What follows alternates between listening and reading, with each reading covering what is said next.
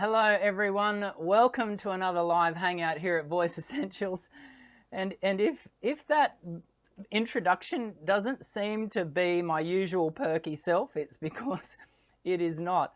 I have literally been in bed all morning. I kid you not. I got up and I tried to make myself some form of presentable for today's show.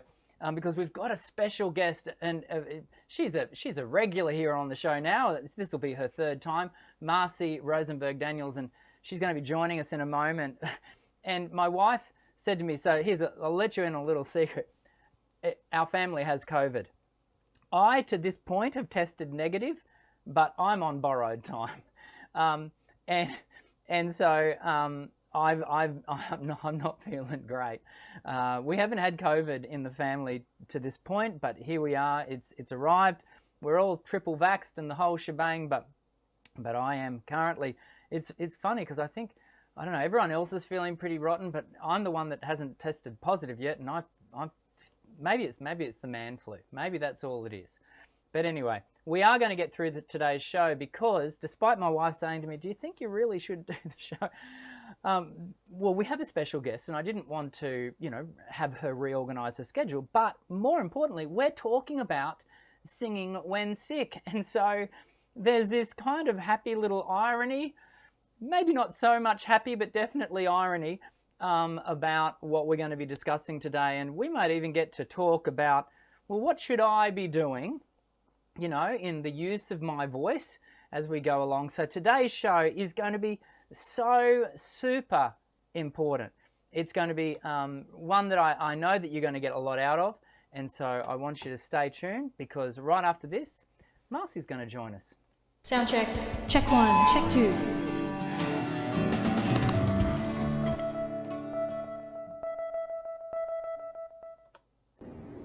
Hey Marci, how you doing? Better than you, I think. Yeah, that's not hard, I can assure you.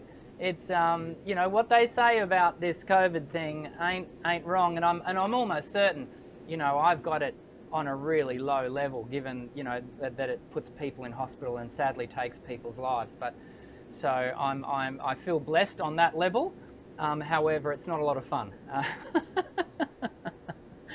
But thank you for coming onto the show, and it's so great to have you.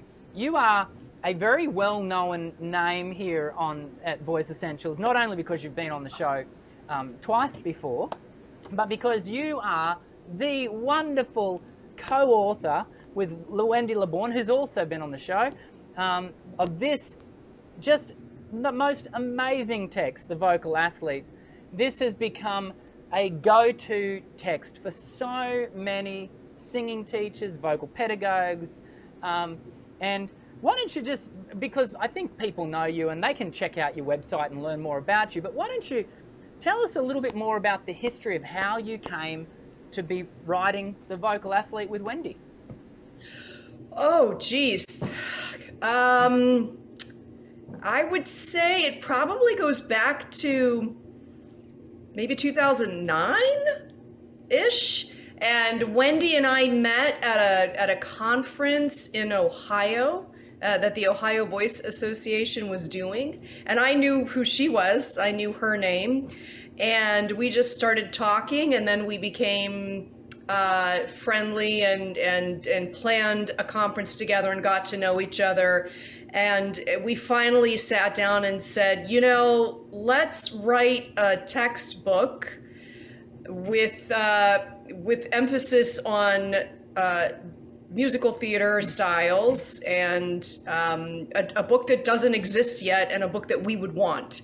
And so we sat down and we sort of hashed out what we would want in the book. And Wendy was a known author to Plural Publishing already, and so we submitted it to Plural, and they accepted it, and we are in our second edition, and we're hoping to do a third edition.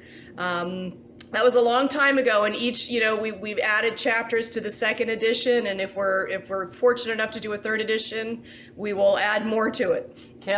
Kelly's just written that she's got that book, I'm not surprised, Kelly, because I maybe I should get a commission for how much I promote this book. It is so good. It is so good. And can I put a vote in for a third edition, just simply so I get to read it cover to cover again, because this, that would be fantastic. Let's jump into our conversation today, because this is such a hot topic for so many singers. The idea of singing when sick, and you and I, when I reached out and said, hey, you want to come on the show again? And I said, what's your passionate topic right now? You made comment that it was, you're doing some research and looking into this whole process of deciding, when to sing when you're sick, if you should sing when you're sick. Do you want to? What motivated you to be looking at that subject? Sure. Well, as a speech pathologist and a clinical singing voice specialist, we at the Vocal Health Center are always seeing singers who are in this predicament, and in their case, they're in a voice center with 3 world-class laryngologists and a speech pathologist who specializes in singing, helping them with this decision making. But that is often not the case. And so I really wanted to do some writing on what should the clinical decision making look like in a situation where a singer doesn't have access to a laryngologist or a medical voice care team, and the voice teacher, they're looking to the voice teacher to give them guidance. And the reality is there really are not formal guidelines for singers to help determine if they should sing, and if they do, how should they proceed, and what should they do afterwards. And so I just thought, I'd like to do some writing on some just common sense decision making with this topic, because the common cold, in the United States, I think probably a billion colds per year happen, and there are over 200 viruses that can cause what we would refer to as a common cold. And for singers, that's certainly what plagues us the most when it comes down to our voice and our voice production. So I just kind of wrote down some what I think are common sense guidelines for singers and for teachers. And isn't it interesting that one of our questions from Linda, and thanks for the super chat, Linda, is asking, can we make any hard and fast rules? Can we give any guidelines for how to deal with varying degrees of upper respiratory symptoms? So have you been able to map that out? So I have a couple of some common sense things that we probably actually do some of it, and we don't necessarily even know that we're doing it. But let me first go through the 3 phases of a cold. So and this is the common cold. So this could be, there are so many things that can cause what we call a cold. Rhinovirus is probably the most common. But there's the acute phase, and that's when that's probably where you are right now, Dan. But it's when your symptoms are still on the uprise, you are still really getting sick, and symptoms are progressing and getting worse, and that's the acute phase. Then you have your subacute phase. So that's when you're not necessarily getting worse, but you might not be getting better, but you're sort of plateaued at that level, and you're sort of in that transitional, I'm not getting more ill, but I'm also not quite recovering. And then there's the post-acute phase, which I refer to as the re-entry phase, where symptoms are starting to decline. You're definitely on the mend, but you are most certainly not at your 100%. Vocally.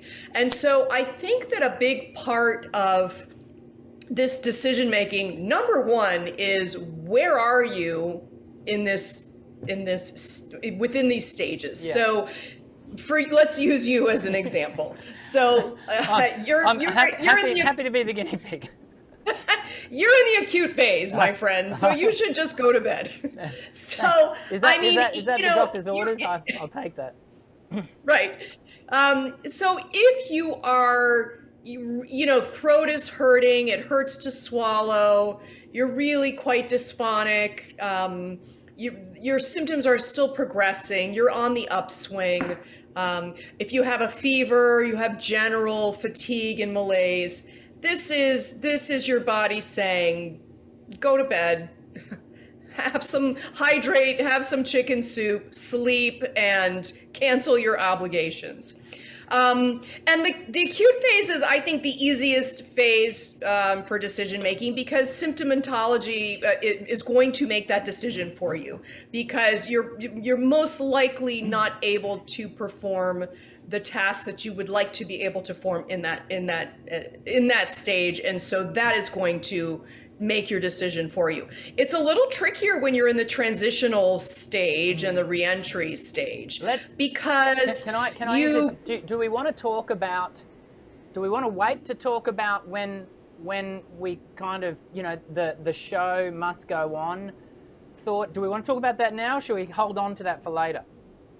If you're in the acute phase and you have a contractual obligation that you cannot get out of, then you really need to have a laryngologist, a fellowship-trained laryngologist, examine you to determine if that's safe, to determine if you need steroids, to monitor you during the process and after the process.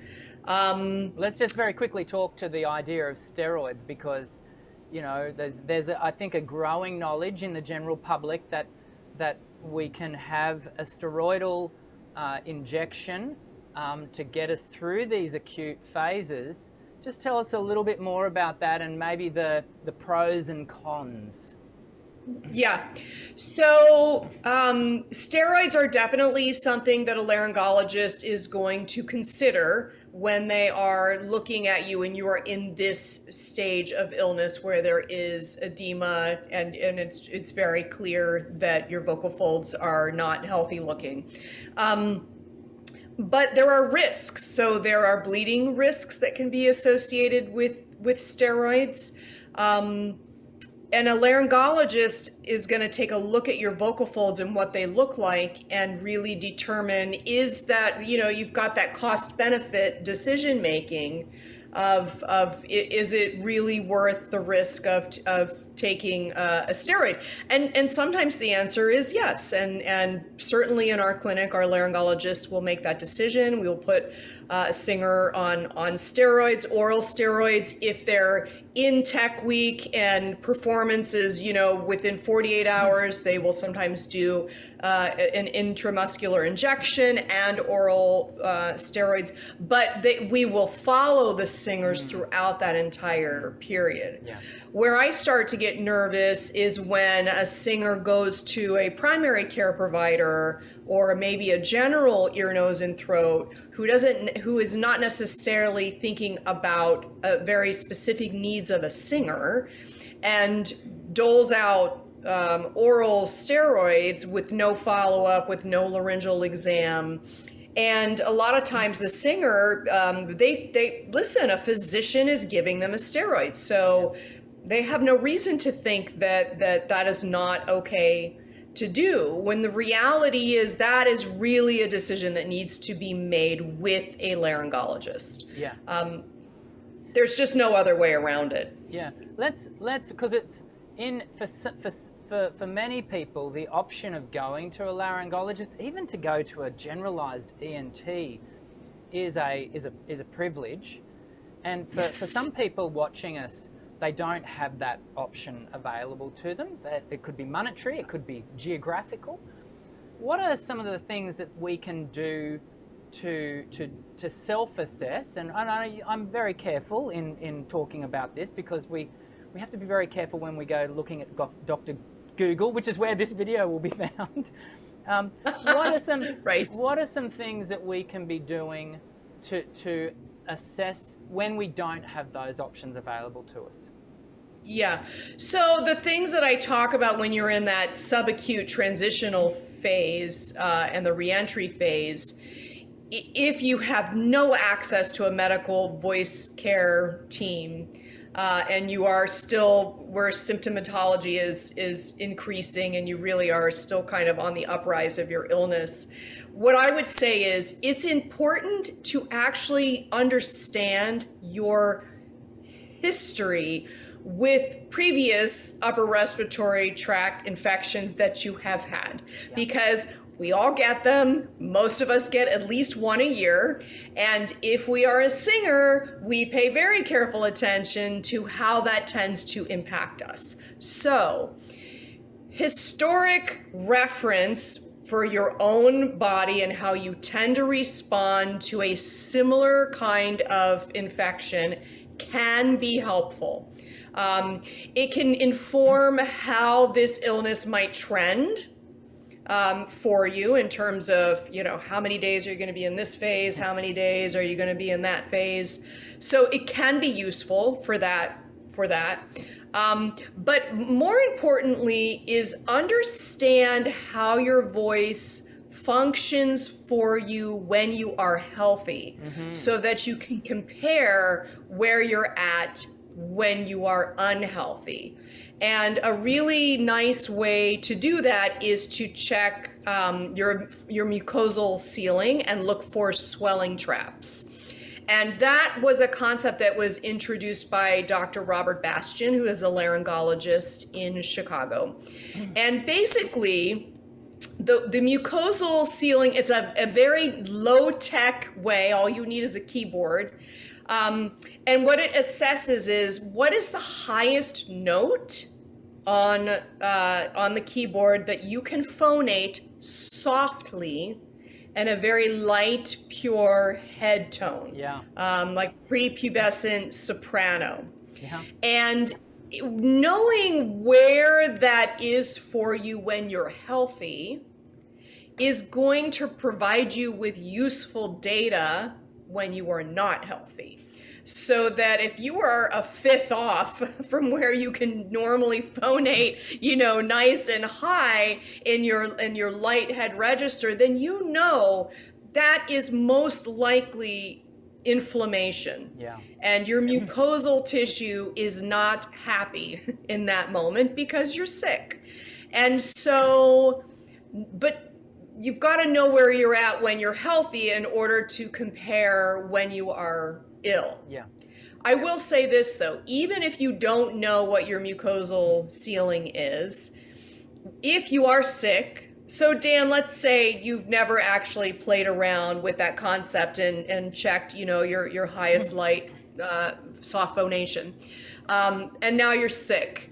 Well, you can still gauge it on a daily basis and go through, and I'll show you how to check for it daily to look at what your trends are.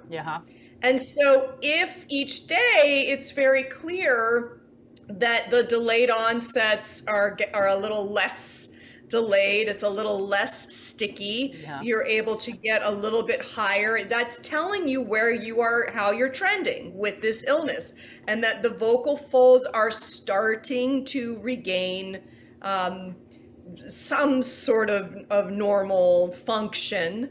And I think that's really useful, because it's going to tell you soft high phonation is going to reveal problems, even when they're subtle. And in fact, it's also useful when you just have high voice demands and you are using your voice a lot more than you typically do. It's nice to check for those swelling traps just to make sure that you are not getting yourself into a situation where you are starting to create vocal fold swelling that would become more chronic. So how to check it? Shall we use you as a guinea pig?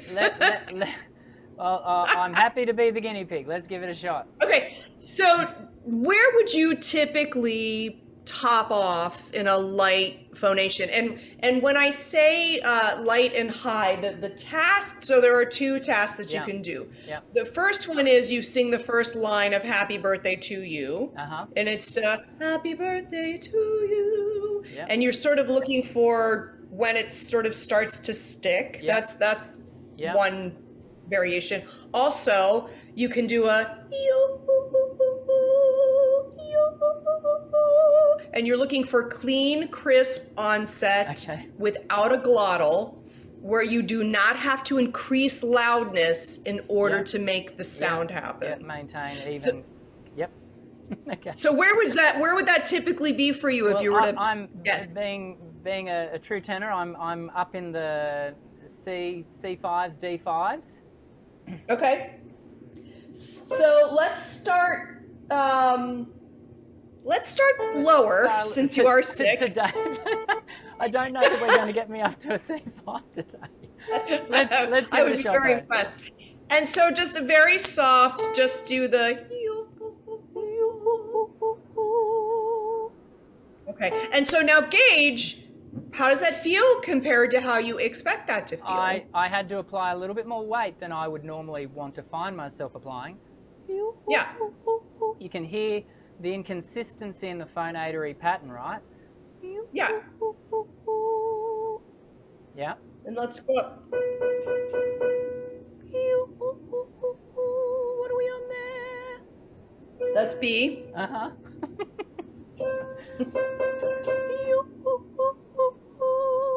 Yeah, so for you and singers, I'm having to work really hard to get there. You know, you'd have to make it louder, right? Yeah. And so that that gives you a nice data point to track over the course of the next week. You know, so if you had let's say you had a concert in 10 days and you're still on the upswing and you're trying to get a sense of how is this thing going to pan out in terms of timing for me, well, checking that daily and tracking it is actually helpful. Yep. Right? Because if in 2 days you're able to do the B and the C and it's a little less sticky, and you will notice those subtle you absolutely will notice those subtle differences. Singers are very good at predicting what something should feel like in their voice. Yeah. And if it comes out and it's different, we can tell. And so knowing where your mucosal ceiling is and checking for those swelling traps during an illness, I think is very useful. It also, putting that together with where you are with your symptoms, are they starting to kind of calm down a little bit? You're not itchy, you're not sneezing quite as much. You don't feel like you're as phlegmy, all of those things, then that tells you you're most likely somewhere in the transitional phase. And the stickiness is a thickening of the mucosal lubricant. It's most likely swelling. Yeah, absolutely. Yeah. So historical reference of how your body tends to behave when you have an upper respiratory tract infection, and then checking your mucosal ceiling and looking for those swelling traps or where you start to have delayed onset, and then tracking how that's behaving and how that's trending over the course of several days, I think is actually very useful. Now, they're vocally safe. The term vocally safe is a very loosey-goosey term. Contentious, I would dare say. What was that? Contentious, perhaps? Contentious? Yeah, maybe also, what does that mean? It's so subjective, isn't it? Like, is it safe to who? Exactly. And I doubt very seriously that any laryngologist or speech pathologist will say to you, this is vocally safe. This is 100% vocally safe. Because even a well-trained laryngologist is going to look at the laryngeal exam, the trajectory of your illness, your own vocal history, Hopefully it's a laryngologist who knows you and understands what you look like when you're healthy. Yeah. And then they're going to take all of that information with your whatever your voice demands are and and theorize what is the safest route for you. Yeah. But they're not going to tell you that it's safe. I guess the key thing to know is that no medical health practitioner can foretell how you're then going to use your voice in a set circumstance, and they don't know the quality of or the quantity of your vocal technique and how you'll manage the voice when it is unwell, if it's unwell. All of those parameters do add up and collectively create very unique circumstances. Yes, and there are so many variables and so many factors. Yeah. But what I would say is if you're in the acute phase and you do not have any obligations, there are no contractual obligations that you simply must honor. When soft notes cut out, opt out. That is my saying. And honestly, you don't even need to go to a laryngologist in that. Just save yourself the copay. Yeah. Because all they're going to do is tell you to ride out the virus. And they're going to tell you to sleep. They're going to tell you to hydrate. All of those things. How underrated is rest? It is so underrated. It's so important. Yeah. So, and I talk about in some of the writing that I'm doing on this topic, I talk about, obviously we all know the concept of a vocal nap, which is critical. And I'll talk about that. I have some guidelines that I'm going to mention. But the importance of sleep cannot be underestimated. It is critical. It is when your body is healing without any distraction. So that to me is not only are you taking a vocal nap the whole time because you're asleep, but your whole body is resting, recharging, and healing. So the sleep is critical. And I would say that, so let's say you've gone through some of this decision making with your voice teacher, or you've seen let's say you're in the acute phase and you've seen a laryngologist and they say, you know what, it's actually, I think it's reasonable to proceed. Maybe they put you on a steroid and you're going to go ahead and do the concert. Perhaps you've made some modifications.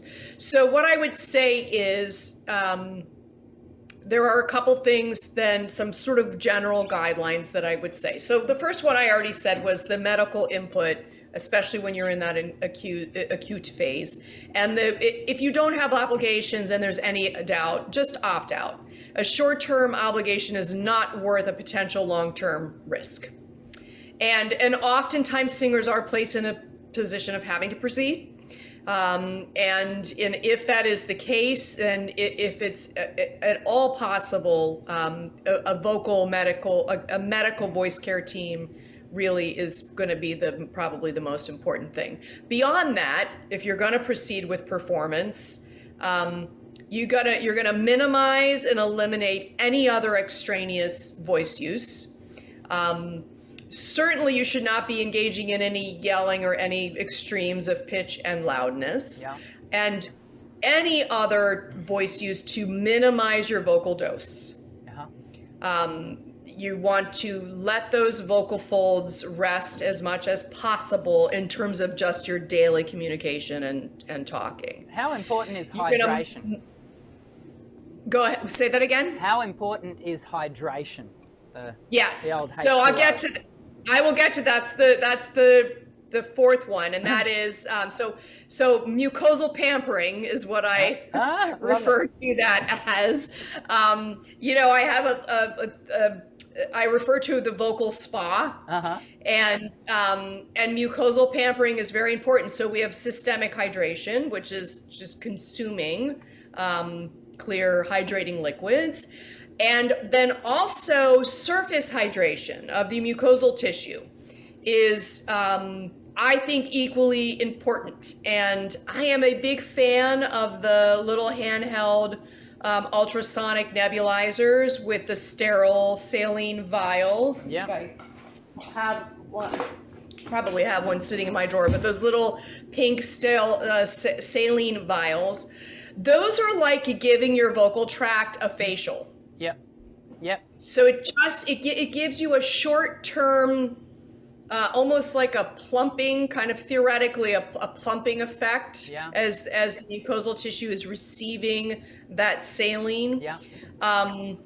which can help reduce perceived phonatory effort. And certainly if you are proceeding with performance and you are not at 100%, something like a nebulizer, I think is really very important. Yeah, and we have a very old school product that you can get at any chemist in Australia called a personal inhaler, and just breathe. And is that with saline, or?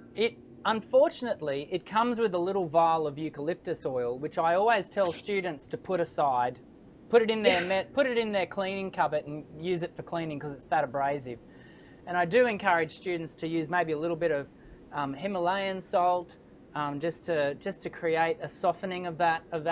But 8 to 10 minutes on that, and it works wonders.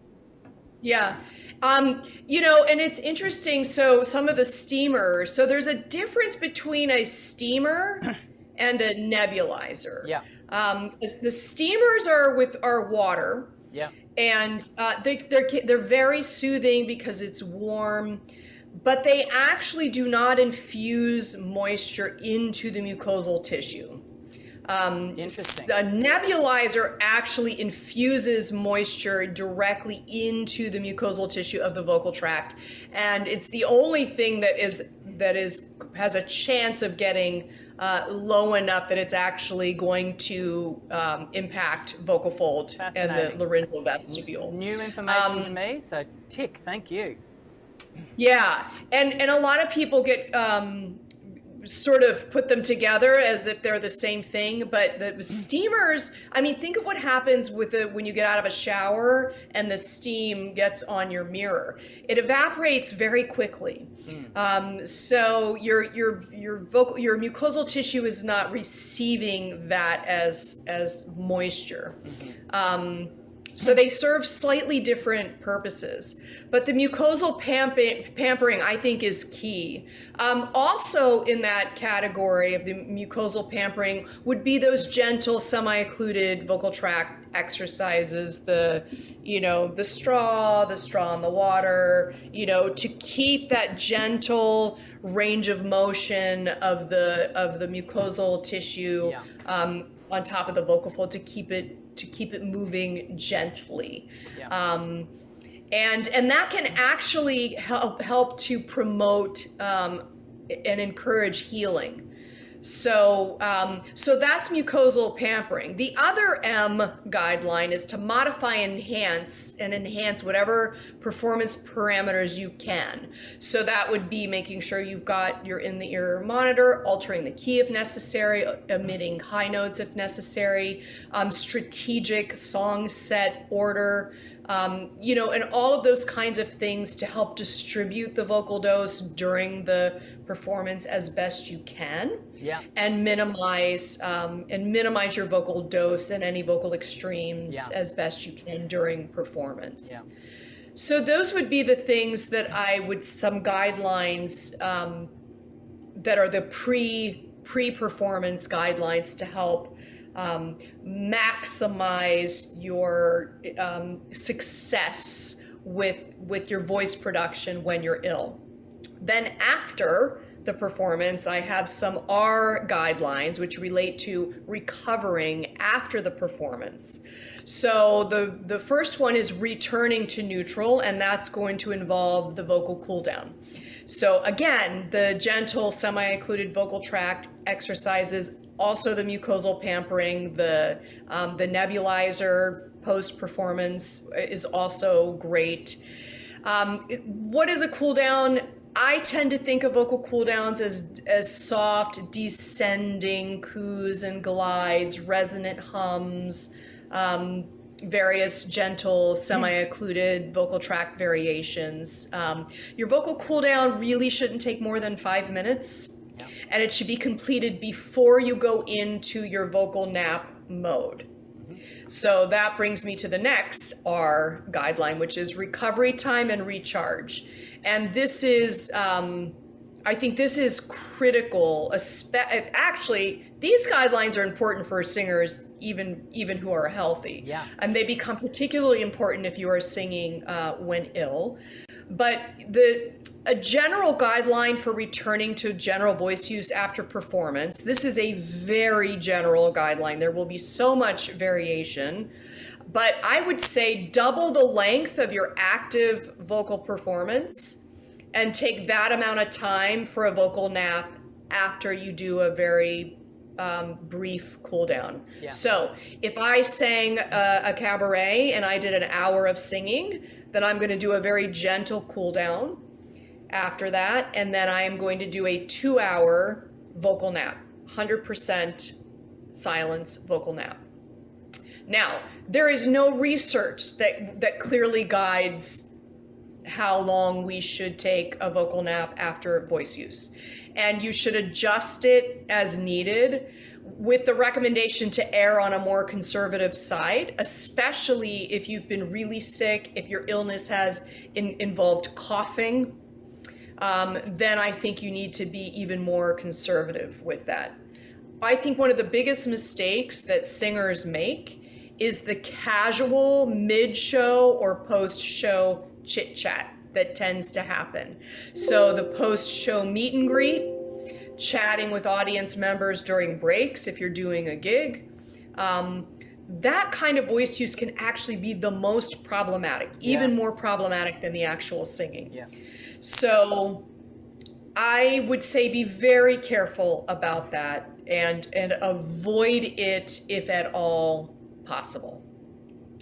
And then when you're in the reentry period, the retraining and reconditioning will be necessary. If you have not been singing for several weeks, it's going to take you probably a few weeks to get back up to a full 100%.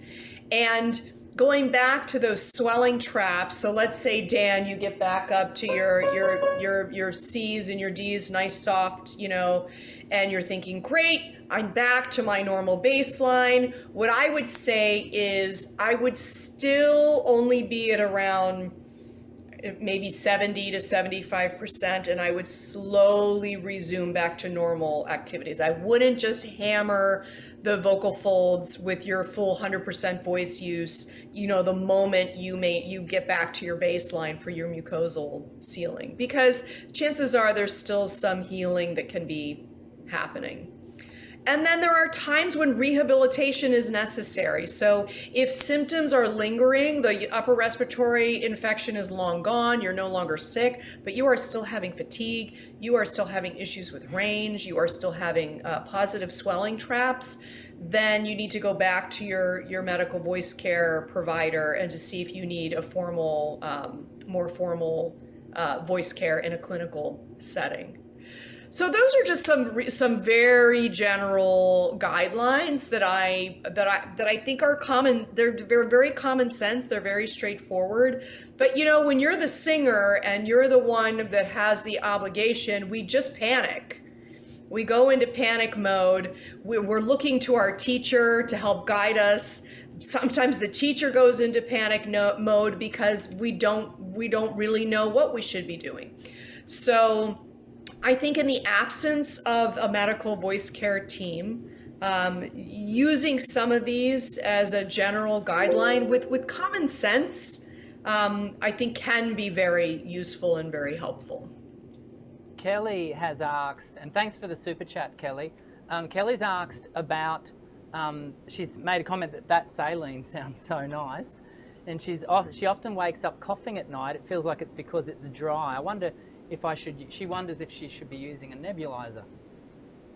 Yeah, and this is what the saline vials look like, by the way. You can get them on Amazon. I should say this, if there's ever any doubt from a pulmonary standpoint as to whether or not you should be using a nebulizer with saline, please ask your care provider. I have yet to have a physician indicate that there is a contraindication to using something like this, but I am not a physician, so I always tell my patients and my private students, if there's any doubt, please ask your care provider. But yeah, you could try a nebulizer to see if that's helpful, Kelly, but also check the humidity level in your sleeping environment. So, you know, we've got those, you can get a humidifier that shows you the humidity reading. It should be around 50-ish percent, 45-ish, 50%. Because that, and you need to get a humidifier that is an adequate size for the space that you are in. There's a nice little low-tech way to check the humidity level in your room. And you take a glass. Have you ever heard this test, Dan? Take a glass and put couple of inches of water in it with an ice cube, and then exit the room and do not enter the room. And then you set a timer for about 3 minutes and then walk back into the room. And if there is sweat on the outside of the glass, then you can assume that there's adequate humidity. If the glass is dry, then you might want to look into checking into whether or not you've got enough humidity in your space. That's a great hack. So that's I mean, you could also buy a fancy digital, you know, gauge that will tell you, and don't assume that the humidifier that's built into your furnace is necessarily adequate for your home. Let's because we're approaching the finish line for today's chat. Let's talk about very briefly, just address some of the risks associated with having to make or choosing to make the decision to sing with a voice that is, you know, compromised. I would say probably the biggest risk is if you have any little blood vessels that have emerged and are prominent during this illness that are on the surface and in the striking zone of the vocal folds, meaning in the area that is going to contact during vibration. You know, we had a scenario several years ago with a singer who was doing a show who was I would say he was in the transitional phase of his illness, starting to be in the re-entry phase. So he was getting better. His voice was getting better. He was no longer having issues. But when our laryngologist looked at him, it was noted that he had a little prominent vessel right where you don't want to have a little prominent vessel. And we knew, because this is a singer that had received care in our clinic, we had baseline data on him, and that little vessel was not normal for him.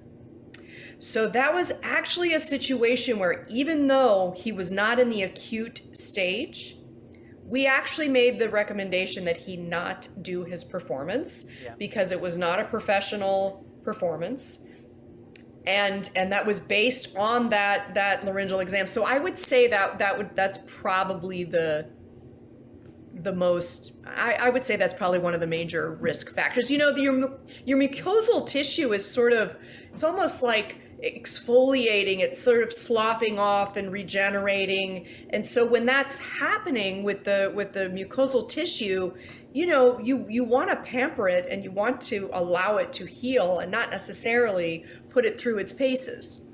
We have a terrible habit as human beings, particularly in Western cultures, of being impatient with our bodies. We live such fast-paced, you know, quick delivery, you know, I want it yesterday, and the reality is we are biological instruments, and you can't.